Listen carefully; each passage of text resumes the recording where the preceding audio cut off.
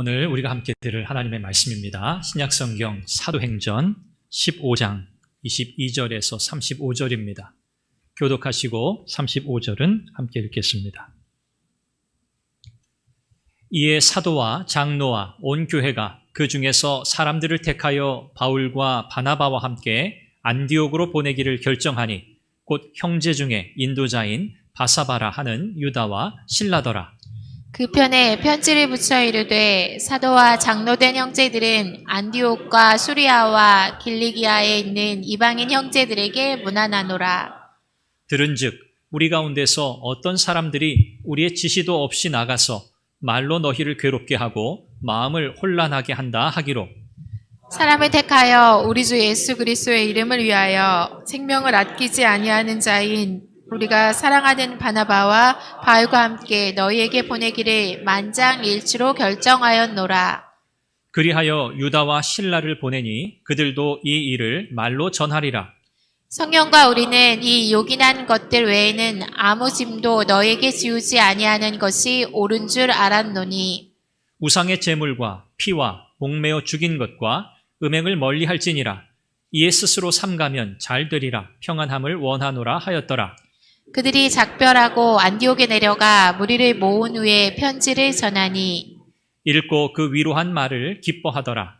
유다와 실라도 선지자라 여러 말로 형제를 권면하여 굳게 하고 얼마 있다가 평안히 가라는 전송을 형제들에게 받고 자기를 보내던 사람들에게로 돌아가되 바울과 바나바는 안디옥에서 유하며 수다한 다른 사람들과 함께 주의 말씀을 가르치며 전파하니라. 아멘. 아멘. 오늘 우리의 신앙생활을 해나가면서 우리가 날마다 신앙의 성숙 또 신앙의 진보를 우리가 기대하면서 또 추구하면서 나아가야 하죠. 우리가 제자리 걸음하려고 또는 뒤로 퇴보하기 위해서 신앙생활을 하지 않습니다. 날마다 우리가 하나님의 은혜를 사모하고 우리의 믿음이 앞으로 나아가는 그런 은혜가 있기를 간절히 바랍니다. 오늘 우리가 계속해서 살펴보고 있는 이 사도행전 이 본문의 이야기들, 특별히 이방인들 가운데 하나님께서 구원의 은혜를 베푸시고 또 하나님의 차별 없는 은혜의 메시지가 선포되고 있는 이런 상황 속에서 유대주의자들로 인해서 일어난 갈등의 문제로 예루살렘 총회가 모였다는 것을 우리가 살펴보았습니다. 할례를 받아야 한다. 또 유대인들의 그 율법을 준수해야 한다라고 하는 이런 주장에 대한 갈등, 이것을 해결하기 위해서 총회가 모여 이 문제를 의논하죠. 그리고 오늘 우리가 살펴볼 이 본문의 내용은 이 모든 갈등의 문제에 대해서 예루살렘 교회가 어떻게 성숙하게 대처하고 있는가라는 것을 우리 보여주는 본문이라고 할 수 있습니다. 이 예루살렘 교회 지도자들은 예루살렘 총회가 결정한 이 결의사항에 대해서 이제 편지로 공식적인 문서로 이 이방 교회에 전달하기로 결정을 하죠. 그리고 대표단으로 두 사람을 뽑습니다. 한 사람은 유다, 이 사람은 이제 히브리파 유대인이고요. 그리고 신라는 로마 시민이었고 또 헬라파 유대인이었습니다. 그리스도인이었습니다. 그래서 이 유다와 실라 이 사람을 바울과 바나바와 함께 안디옥으로 수리아 안디옥으로 보내게 됩니다. 예루살렘 총회의 결정사항을 전달하기 위함이었죠.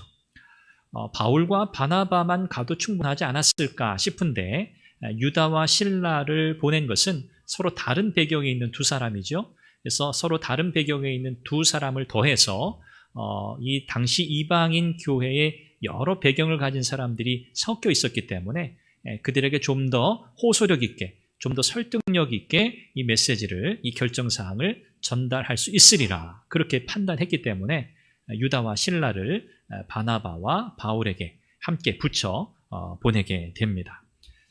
이 편지를 통해서 이 모든 갈등의 문제는 해소가 됩니다. 유대주의자들의 헛된, 거짓된 이 주장의 문제로 갈등이 생겼던 이 내용들이 다 종식이 되고요. 이 모든 과정을 통해서 우리는 과연 신앙의 본질이 무엇인가?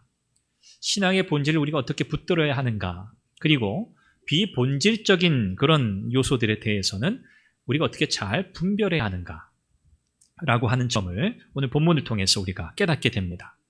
이 모든 것은 목표가 딱 한 가지예요. 그것은 교회의 하나됨을 위함입니다. 교회의 하나됨, 교회의 연합, 교회의 평안, 일치, 이것을 위해서 이 예루살렘 총회는 본질적인 것과 또 비본질적인 이 문제를 지혜롭게 잘 해결하고 있다는 것을 우리는 보게 됩니다. 어떤 문제든지 간에 그렇죠. 비본질적인 요소가 이 본질을 가리면 항상 문제가 생깁니다. 우리가 어떻게 성공적인 신앙생활을 할 것인가? 우리가 어떻게 하면 성숙한 신앙생활을 할 것인가? 그것은 바로 여기에 달려 있습니다. 본질이 무엇인가를 알고 붙드는 거고요. 또 비본질적인 요소들에 대해서는 우리가 어떻게 잘 분별해내야 할 것인가? 이것이 우리의 신앙생활의 성공을 결정짓는 굉장히 중요한 기준이 된다는 사실을 여러분 기억하시면 좋겠습니다. 오늘 본문을 통해서 우리는 첫 번째로 이 본질이 무엇인가? 우리가 어떻게 본질에 충실한, 본질을 붙드는 신앙생활을 할 수 있을까 하는 것과 또 비본질적인 부분에 대해서는 우리가 영적인 지혜를 발휘해서 어떻게 잘 분별하고 교회의 하나됨과 일치를 잘 추구해 갈 것인가? 우리가 이 두 가지를 살펴보도록 하겠습니다. 먼저 복음의 본질을 생각해 보죠. 복음의 본질이 무엇이죠? 우리는 이렇게 얘기할 수 있습니다. 복음의 본질은 예수 그리스도를 따라가는 것입니다. 예수 그리스도를 따르는 것, 이것이 복음의 본질입니다. 야고보 사도가 아모스 9장 11절 12절 말씀을 인용하면서 이 문제에 대한 결론을 다 내렸죠. 하나님의 구원은 유대인이든 이방인이든 차별이 없다. 왜? 은혜로 주어지는 것이기 때문에 거기에 어떤 인간적인 공로, 인간의 어떤 행위, 이것이 끼어들 틈이 없다. 이 사실을 야고보 사도가 분명하게 선언했습니다. 그리고 이 이방인들에게 유대인들의 어떤 이 율법 이 준수, 유대인들의 어떤 이 전통, 이것을 짐으로 지울 이유가 전혀 없다라고 하는 사실을 이 야고보 사도를 통해서 분명하게 선언이 되었죠. 마지막으로 이 야고보 사도는 이 이방인 교회에게 4가지 권면을 함으로 모든 회의를 다 마칩니다. 그 4가지는 무엇에 관련된 내용이었죠? 우상숭배와 관련된 내용이었습니다. 그러니까 우상숭배를 통해서 일어나는 모든 이 범죄, 하나님 앞에서 이 죄, 이런 요소들을 다루는 4가지 사항이었습니다. 이것은 이제 권면사항으로 이방 교회에 전달하기로 했던 것이죠. 유대주의자들에게는 그들이 할례를 굉장히 강조했는데 이 할례라고 하는 것이 이 구약적 배경에서는 특별히 이스라엘 백성들에게는 굉장히 의미 있는 이 표시였죠. 하나님의 언약 백성이라고 하는 외적인 표시, 하나님께서 할례를 행하라고 하셨기 때문에 이 할례는 곧 이것이 하나님의 백성이라고 하는 외적인 징표였습니다. 그래서 이 유대인들에게는 이것이 굉장히 중요한 하나의 의식이었던 거죠. 그러나 이제 예수 그리스도께서 오심으로 구약의 모든 율법을 다 성취하셨어요. 이 말은 무슨 뜻이죠? 이 할례라고 하는 것, 이것은 일종의 의식법인데 이 할례라고 하는 것, 이것은 이제 새롭게 그 의미가 해석이 됩니다. 이제 육신에 행하는 할례, 이것은 더 이상 행하지 않습니다. 그리고 무엇의 할례를 행하라고 하죠? 마음의 할례를 받아야 한다라고 말씀합니다. 겉으로 행하는, 외적으로 행하는 할례의 징표, 이것이 이제는 본질적인 요소가 아니라는 거예요. 이것은 비본질적인 요소예요. 이제 본질은 뭡니까? 마음의 할례를 행하는 거예요. 이게 본질이에요. 신앙의 본질은 그래서 예수 그리스도를 중심으로 새롭게 이해되고 해석되는 하나님의 진리를 붙드는 거예요. 그 핵심은 예수 그리스도를 온전하게 따라가는 데 있습니다. 예수님을 따라간다. 이것은 예수님을 향한 우리의 전적인 사랑과 신뢰, 헌신을 의미하죠. 예수님께서 누가복음 14장 17절에서 이렇게 말씀하셨어요. 누구든지 자기 십자가를 지고 나를 따르지 않는 자는 내 제자가 될 수 없다. 예수님을 따라간다. 예수님을 따르지 않는 자는 누구도 예수님의 제자가 될 수 없다는 거예요. 이 제대로 된 신앙인이 아니라는 것이죠. 예수님을 향한 전적인 사랑, 헌신이 없는 신앙생활, 이것은 제대로 된 신앙생활이 아니라는 말씀입니다. 오늘 저와 여러분들은 어떤 교단을 따라가는 게 아니에요. 한국에 교단이 참 많죠. 장로교회, 침례교회, 감리교회, 기타 여러 다른 교단들, 또 교파들 굉장히 많습니다. 우리는 어떤 교단을 따르는 게 아니고요. 또 어떤 한 교회의 목회자를 따라가는 것도 아닙니다. 또 교회가 하는 여러 가지 다양한 사역들, 우리가 그런 것들을 또 따라가는 것이 아니에요. 우리가 따라가는 것은 유일하게 딱 한 가지예요. 예수 그리스도. 우리는 그분을 따라야 돼요. 우리가 예수님을 따라가지 않으면서, 그분을 닮아가지 않으면서, 그분을 향한 사랑과 그분을 향한 전적인 헌신이 없으면서 우리가 기타 여러 우리 신앙생활의 다른 요소들을 마치 본질이라 여기고 목숨처럼 여기고 살아간다? 이것은 뭔가 큰 문제가 있는 거죠. 오늘 저와 여러분들의 신앙의 본질은요, 예수 그리스도 그분을 의지하고 그분을 바라보고 그분을 따라가는 데 있습니다. 여러분 이 사실을 꼭 기억하셔야 돼요.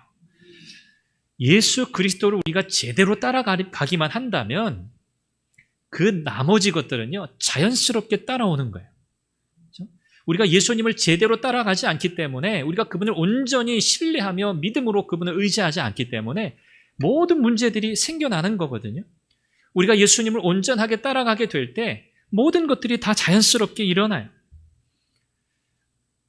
우리의 신앙생활이 교회, 신앙 공동체 안에서 함께 더불어 말씀대로 능력 있게 힘 있게 이루어지게 되어 있어요.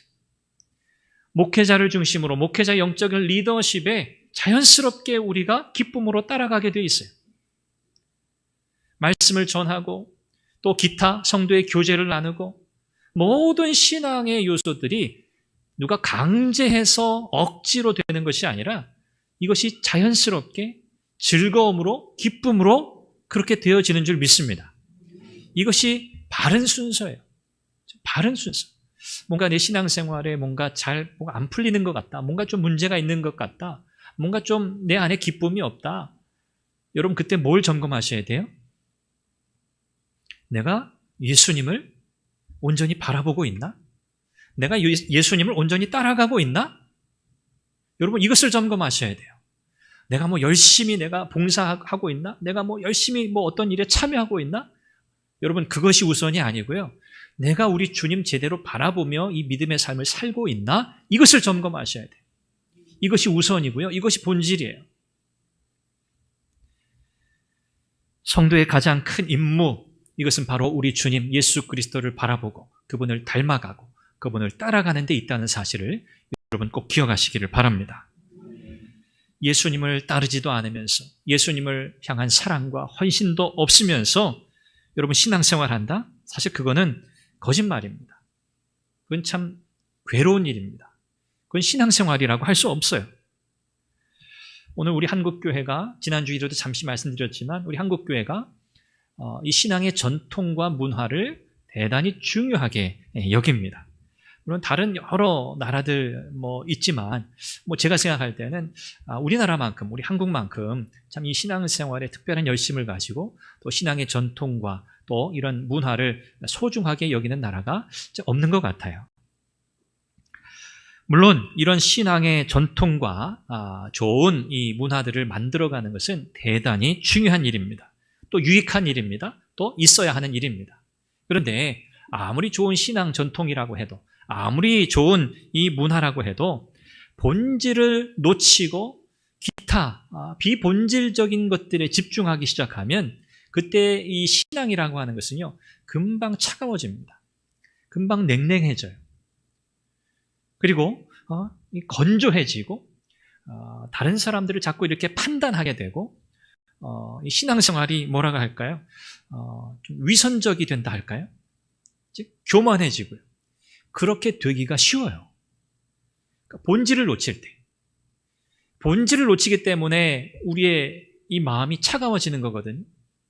주님을 향한 사랑과 헌신에서 멀어지기 때문에 자꾸 우리는 뭔가 우리 어떤 행위를 통해서 뭔가 우리의 심리적 보상을 받으려고 하는 거거든요. 내가 그래도 이 정도 봉사하고 내가 이렇게 헌신하니까 이 정도면 되지 않을까? 이것으로 자꾸만 그렇죠? 정당화하고 합리화하고 뭔가 좀 이 사람들과의 관계 안에서도 이런 요소들을 자꾸만 드러내고 부각하려는 그런 경향을 보이게 되어 있어요. 이제 본질에서 벗어나게 될 때. 이것이 문제라는 거죠. 예수님을 정확하게 제대로 따라가기만 하면 자연스럽게 드러나야 할 신앙의 요소들과 특징들, 이런 것들을 우리가 붙들고 이 본질적이지 않은 이 비본질적인 것들로 자꾸 생각하고 그런 것에 집중하고 나아가게 되면 우리 신앙생활에 큰 어려움을 경험하게 되는 거죠. 혹 교회 안에 또 새로운 분들이 오실 수 있어요. 새로운 성도들, 또 새로운 신자들이 올 수 있죠. 그런 분들에게 이 비본질적인 요소들이 이 본질과 같이 작용하는 일들이 적지 않습니다. 그래서 오늘 우리들은 그런 분들을 배려해야 돼요. 우리들에게는 너무 익숙하고 자연스러운 문화, 자연스러운 이런 전통들이 그런 분들에게는 굉장히 낯설고 익숙하지 않고 또 걸림돌이 될 수도 있기 때문에 그래요. 그래서 오늘 우리의 말이나 또 우리의 행동이나 우리가 익숙하게 하는 것들을 우리가 늘 이렇게 점검하면서 갈 필요가 있어요. 이거 우리에게는 참 좋은 우리만의 문화이기도 하고 또 우리 안에 참 즐거움을 주는 그런 요소들이지만 이것들이 익숙하지 않은 분들에게는 이것이 혹 마음에 거리낌이 될 수도 있구나라고 우리가 배려할 수 있어야 하는 거죠. 그래서 본질이 무엇인가를 붙드는 것, 여러분 대단히 중요합니다. 뭐라고요? 예수 그리스도를 따라가는 것. 그분을 향한 사랑, 그분을 향한 헌신, 그분을 향한 우리의 고백, 이것을 붙들고 가셔야 돼요. 이것이 본질이에요. 그리고 그 기타 신앙에 그분을 따라감으로 인해서 자연스럽게 드러나고 맺어지는 것들에 대해서, 이게 이제 비본질적인 요소들이죠. 이런 것들에 대해서는 분별력 있게 유연한 자세를 가지셔야 한다는 거예요. 그러면 우리가 비본질적인 여러 신앙의 요소들에 대해서 포용적이고 또 유연하고 또 분별하는 자세를 가져야 한다라고 한 부분을 조금 더 생각해 보도록 하겠습니다. 이 예루살렘 공회의 결정, 우리가 앞서 살펴본 것처럼 이방인들에게 향해서, 이방인 교인들에 향해서 4가지 금해할 요소들을 전달하기로 했다고 우리가 살펴보았었죠. 이 4가지 모두 우상숭배와 관련된 내용들이었어요. 이 권면을 이방인 교회에 하기로 하자 하고 이 메신저들을 택해서 이제 보내게 되었던 거죠. 이 예루살렘 교회가 이와 같이 결정한 것은 사실 굉장히 많은 고심 끝에 내려진 결정이기도 하고 교회의 연합과 하나됨, 일치를 우선적으로 생각해서 대단히 신중하게 내린 성숙한 결정이라고 그렇게 생각할 수 있습니다. 왜냐하면 복음의 본질을 철저하게 지키는 것, 이게 가장 첫 번째 결정이었잖아요. 복음의 본질, 예수 그리스도를 통해서만 하나님의 구원의 은혜를 받는데 이 은혜는 차별이 없다고 하는 이 복음의 본질적인 요소를 철저하게 다시 한번 확인하고 붙드는 결정을 함과 동시에 비본질적인 요소들로 인해서 하나됨이 깨지지 않도록 하는 결정, 이것이 바로 성숙한 결정이었다는 거예요. 이 이방인 그리스도인들에게 주어진 이 4가지 권면은 구원을 위한 필수적인 내용이 아닙니다. 이 4가지를 꼭 지켜야만 여러분들이 구원받습니다. 그게 아니에요. 그야말로 이것은 권면입니다. 조금 강력한 권면이라고 할 수 있겠죠. 이 권면은 특별히 유대인 그리스도인들과의 이 연합된 하나됨을 이루기 위한 일종의 실천적인 권면, 덕목으로서 주어진 거였어요. 유대인들에게는 무엇이 주어졌죠? 어떤 권면이 주어졌었죠?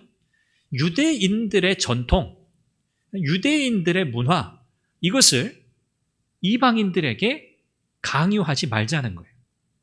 이것이 유대인들에게 권면한 내용이었어요. 왜? 이것은 더 이상 본질적인 요소가 아니니까. 할례도 그렇고 음식에 관한 규정도 마찬가지예요. 음식에 관한 우리가 코셔라고 하죠. 지금도 이제 유대인들은 이 코셔에 따라서 음식에 관한 규례에 따라서 이제 음식의 재료도 다 준비하고 그렇게 음식을 먹잖아요. 이 음식에 관한 모든 이런 규정들까지도 이방인들에게 필수 의무 사항으로 짐지을 수 없다. 유대인들은 그렇게 해서는 안 된다. 이게 이제 유대인들에게 주어진 이방인들을 배려하는 결정이었고요. 이방인들에게는 유대인들을 배려해서, 유대인들은 이런 문화가 있고 그들은 이런 요소들에 대해서 굉장히 아직도 마음에 거리끼는 부분들이 많기 때문에 이방인 교회 그리스도인들은 이런 부분을 좀 감안해서 여러분들이 자연스럽게 문화 속에서 행하던 그 일이라도 여러분들이 좀 절제하고 자제해 주기를 바란다는 그런 권면이에요. 그러니까 유대인에게도 이방인에게도 무엇을 목표로 하는 권면이었습니까? 함께 하나 되기 위한, 연합을 위한 권면을 다 했던 거죠. 굉장히 지혜로운 권면이었어요. 그런데 이 권면 사항은 영구적인 의무가 아닙니다. 영구적인 의무가 아니라는 것은 뭐죠? 당시 이 초대교회의 이 상황 속에 특별하게 적용되었던 내용이라는 거예요. 영구적이라면 오늘날 우리도 이 내용들을 그대로 적용받아야 되겠죠? 이것은 당시 교회적 상황 속에서 그들에게 주어진 이방인 교회 또 유대인 그리스도인들에게 주어진 일시적인 권면, 의무라고 우리가 그렇게 이해해야 돼요. 왜냐하면 사도 바울이 이제 고린도전서나 또 로마서 이쪽에 가면 어떤 특정한 음식 또 어떤 특별한 음식에 관한 어떤 규례들 이런 것들이 어떤 것은 정하다, 어떤 것은 부정하다. 이제 그러한 구분이 없다라고 분명히 말하고 있기 때문에 그래요. 이것을 이제 아디아포라라고 그렇게 부릅니다. 비본질적인 요소들이라는 그런 의미인데요.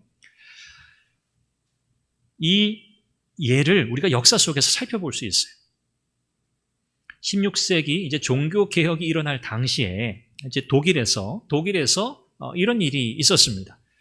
10계명 제2계명이 금하는 바가 있잖아요. 우상 숭배와 관련된 거죠. 하나님의 형상을 그 무엇으로도 만들지 마라. 그리고 어떤 형상을 만들어 놓고 그것을 사용하지 마라. 그것을 통해서 하나님께 가는 도구로 삼지 말라는 거예요. 그게 이제 10계명의 제2계명의 내용인데, 이 2계명의 근거에서 이 이제 독일의 종교 개혁자들 가운데 굉장히 아주 급진적으로 이제 이런 부분들을 적용하는 이런 이제 사례들이 있었어요.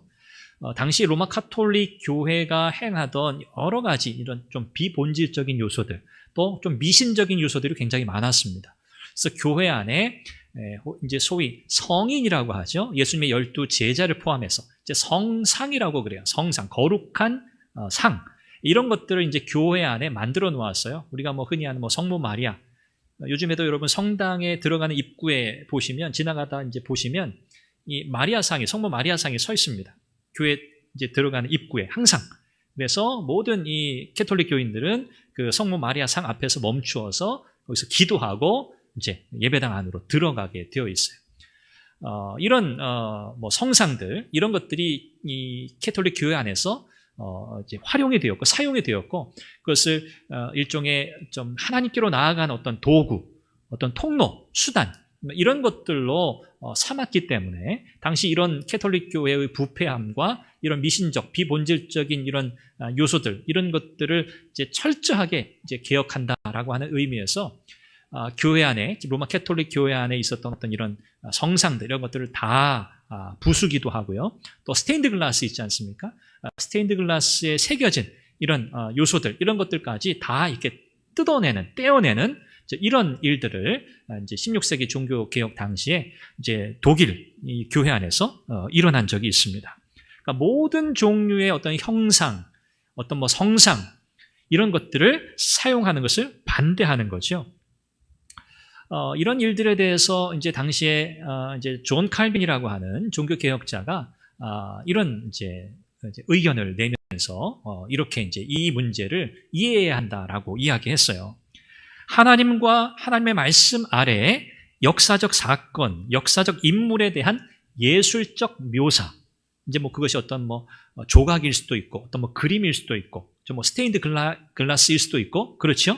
이런 예술적인 묘사를 사용하는 것은 정당하다라고 그렇게 얘기를 하면서, 그 근거는 뭐냐면 예술은 하나님께서 일반 은혜의 영역 가운데서 허락하신 하나님의 은혜의 선물이라는 거예요. 예술 활동, 그리고 당시 이 시대 속에서, 중세 시대 속에서 모든 예술 작품들, 여러분 뭐 우리나라에는 이제 그런 것들이 없지만 이제 유럽에 있는 여러 박물관들, 뭐 프랑스의 루브르라든가 뭐 대형 박물관이라든가 이런 이제 큰 유명한 박물관들을 여러분이 방문할 기회가 있으셔서 다녀보시면 상당수의 조각품 예술 작품들이 신앙적 표현을 담고 있습니다. 그렇죠? 우리의 신앙의 어떤 고백이나 이런 표현들을 드러내는 예술품들이 굉장히 많거든요. 이런 예술적 작품, 예술이라고 하는 이것 자체는 악한 것이 아니라는 거죠. 하나님께서 은혜로 허락하신 은혜의 선물이에요. 이런 전제를 가지고 접근을 하는 거예요. 이런 예술 자체가 악한 것은 아니라는 거죠. 약한 것은 아닌데 중요한 건 뭐냐면 분별을 위해서 사용을 금해야 한다는 거예요. 분별을 위해서 사용을 금한다. 이게 무슨 뜻이냐면 당시 카톨릭 교회의 이제 신자 가운데 복음을 듣고 복음으로 다시 회심해서 개신교인이 된 사람들이 있어요. 그렇죠? 카톨릭 교인이 이제 개신교인이 된 거예요. 그런데 이분들은 어떤 문화에 익숙해 있었겠어요? 어떤 예배에 익숙해 있었겠어요? 성상이나 촛불이나, 그렇죠? 여러분들이 아마 뭐 명동 성당이나 이런 데 한번 여러분 다녀온 경험 있으신지 모르겠어요. 한번 없으시면 한번 보시는 것도 괜찮아요. 이제 들어가는 입구에 딱 이제 들어가면 예배당 입구에 항상 이 촛불이 쫙 켜져 있습니다. 누구든지 또 거기에 뭐 초를 이렇게 불을 붙일 수 있어요. 뭐 성수도 있고 뭐 촛불도 있고 그러면서 또 이제 예배당 안으로 이제 들어가게 되는데 이런 것들을 통해서 하나님께 나아가는 어떤 도구 통로로 늘 사용했단 말이에요. 이것이 이제 우상숭배적 행위거든요. 이 당시의 로마 카톨릭 교인들은 이런 우상숭배적 예배 행위에 익숙해져 있었어요. 당연히 그랬겠죠. 그들이 보고 경험한 것이 그거였으니까. 그런 사람들이 이제 막 회심해서 이제 개신교 교인이 되었단 말이에요. 이제 이런 시대적인 배경과 상황이 있었어요. 이런 가운데서 여전히 캐톨릭에서 개신교 회심한 이들이 여전히 캐톨릭의 그런 우상숭배적 요소들을 가지고 신앙생활을 할 우려가 굉장히 큰 거예요. 그렇기 때문에 이것은 잘 분별해서 그들이 다시금 예전의 그런 신앙생활로 돌아가지 않도록, 잘못된 신앙생활로 돌아가지 않도록 이것을 사용하는 것을 금해야 한다라고 존 칼빈은 그렇게 이야기를 했어요. 이 당시 시대적 상황에 맞는 조치라고 할 수 있겠죠. 예루살렘 공회의 결정도 이런 맥락이었습니다. 당분간 적용하기로 한다. 이제 이런 결정이었던 거죠. 그래서 오늘 우리는 이것을 잘 기억해야 돼요. 하나님은 모든 아름다운 것의 근원이세요. 모든 선한 것의 근원이세요. 그러나 아무리 세상에 아름다운 것, 세상에 아무리 선한 것, 아무리 좋은 것, 아무리 귀한 것도요, 하나님 그분 자신을 대체할 수 있는 건 아무것도 없어요. 하나님의 아름다우심을 드러내고 표현된 것들이지 그것이 하나님과 동등하지 않아요. 우리는 이것을 잘 기억해야 돼요. 그래서 모든 선하고 아름다운 것들, 좋은 것들을 통해서 우리는 하나님을 찬양해야 하는 거예요. 그래서 하나님께 모든 영광을 돌리는 거죠. 이런 임시적으로 적용되는 이런 내용들, 이것을 통해서 교회의 하나된 유대인 그리스도인들과 이방인 그리스도인, 이방인 그리스도인들은 우상 제사에 바쳐진 고기를 마음껏 먹었단 말이에요. 아무런 양심의 거리낌이 없어요. 이방인들에게는. 왜요? 그들에게는 율법의 규정이 없었기 때문에 그들은 그냥 시장에 나가서 당시 시장에 파는 모든 고기들이 우상에게 바쳐진 고기예요. 제사 고기예요. 근데 그걸 다 먹고 살았단 말이에요. 일종의 문화인 거죠. 이것은 비본질적인 요소였어요. 이런 부분들을 지혜롭게 예루살렘 공의회가 잘 해결해 나갔다는 것을 우리는 보게 됩니다. 그런데 결코 우리가 물러설 수 없고 분별해야 될 문제도 아니고 상황에 따라서 달라지는 문제도 아니고 윤리의 문제도 아닌 문제가 있어요. 그것은 특별히 한 가지를 우리가 예로 든다면 이것은 성적인 도덕성에 관한 문제입니다. 이것은 잘 분별해야 될 문제가 아니에요. 이것은 조금 우리가 포용하거나 조금 부드럽게 대해야 할 문제가 아니라는 거예요. 이것은 하나님의 거룩하심과 직결된 문제예요. 이것을 일종의 윤리의 문제로, 이것을 그래도 좋고 또 아니어도 좋은 이런 포용의 문제로, 관용의 문제로 여기는 것은 하나님의 거룩하심을 훼손하고 모독하는 행위예요. 오늘 이 시대가 그런 시대죠. 수많은 정치인들이 또 많은 사람들이 이 문제를 하나의 선택의 문제로, 권리의 문제로, 윤리의 문제로 그렇게 막 다루어가고 있어요. 굉장히 심각한 상황이죠. 시대가 어떻게 변하든지 간에 하나님께서 금하신 것은 어떻게 해야 돼요? 멈춰야 돼요. 하나님의 말씀이 우리에게 명백하게 하나님께서 죄라고 말씀하시는 것들, 이것 하나님의 뜻이 아니라고 하신 것들에 대해서는 우리가 이것을 옳다 그르다 논할 것들이 없어요. 이것은 그냥 우리가 스탑 멈춰야 되는 거고요. 해서는 안 되는 거예요. 우리의 자녀들, 우리 청소년들, 또 우리 청년들, 여러분 이것을 잘 기억하십시오. 하나님께서 금하신 것은 하면 안 되는 거예요. 그것이 하나님의 말씀이에요. 여러분의 선택, 여러분의 권리? 아니요. 그것은 우리의 권리의 문제가 아니에요. 그것은 인권의 문제가 아니에요. 이건 죽고 사는 문제, 진리의 문제이기 때문에 그래요. 말씀을 맺습니다. 예루살렘 교회의 지도자들, 사도들, 장로들은요, 이 문제를 해결하기 위해서 공적인 회의를 열었고, 이 회의를 통해서 가장 지혜롭게 성숙한 결정을 내렸습니다. 그리고 그 결정한 바를 실천에 옮김으로 실제적으로 교회의 화합과 연합을 이루기 위해서 애썼습니다. 이 과정은 어떤 과정이었습니까? 복음의 본질을 붙들고 비본질적인 요소들에 대해서는 화합과 일치를 위해서 잘 분별하고 배려하고자 하는 노력, 이것이었죠. 이 과정에서 그들은요, 성령으로 충만했어요. 이 모든 결정 사항 속에 성령께서 함께 하셨다고 그들은 믿었어요.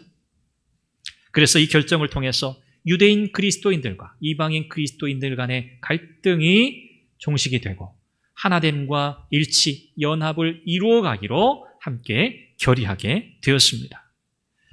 오늘 저와 여러분들은 이런 성숙한 의식을 가진 교회와 성도들이 될 수 있기를 바랍니다. 본질을 붙들고 가셔야 합니다. 그리고 비본질적인 요소들을 잘 분별해내셔서 이런 부분에 대해서는 때로는 포용하고 때로는 유연한 자세를 가지고, 그러나 신앙의 본질을 적극적으로 붙들고 추구하는 그런 신앙의 삶을 힘있게 살아가시기를 주님의 이름으로 축원합니다. 기도하겠습니다. 같이 함께 기도하죠. 예수님 바라보고 예수님께 전적인 헌신과 전적인 사랑을 드리는 본질을 붙드는 신앙생활 하게 하옵소서. 비본질적인 요소들에 대해서는 포용하고 또 온유한 자세를 가지게 하시고, 하나님 정말 하나님 기뻐하시는 성숙한 신앙생활을 이루어가게 하옵소서. 함께 기도하겠습니다. 자비하신 아버지 하나님, 은혜와 사랑을 감사합니다. 하나님께서 오늘도 우리에게 은혜 베푸셔서 귀하고 복된 말씀으로 하나님 우리를 권면하시고 일깨우심을 감사합니다. 하나님, 참 우리는 본질에 충실한 신앙생활을 해야겠습니다. 예수 그리스도를 붙들고 예수 그리스도를 중심으로 신앙의 삶을 힘써 살아가야 하겠습니다. 은혜를 부어 주옵소서. 하나님, 비본질적인 요소들, 하나님 교회의 연합과 화합과 일치를 위해서 잘 분별할 수 있는 지혜를 주옵소서. 하나님께서 우리에게 허락하신 이 믿음의 삶, 참 성숙한 신앙의 삶으로 살아가도록 도우시고, 하나님 교회의 하나됨과 교회의 평화를 위해 나아가는 우리 모두가 되게 하여 주시옵소서. 성령께서 함께해 주시기를 간절히 기도합니다. 자비하신 하나님, 본질에 충실한 신앙생활을 하는 우리 선한교회 모든 성도들이 다 되게 하여 주옵소서. 비본질적인 요소들에 대해서 유연하고 포용적인 자세를 취하는 분별력을 주셔서 연합과 화합과 하나됨을 잘 이루어가는 성숙한 교회가 되게 하여 주옵소서. 예수님의 이름으로 기도합니다. 아멘.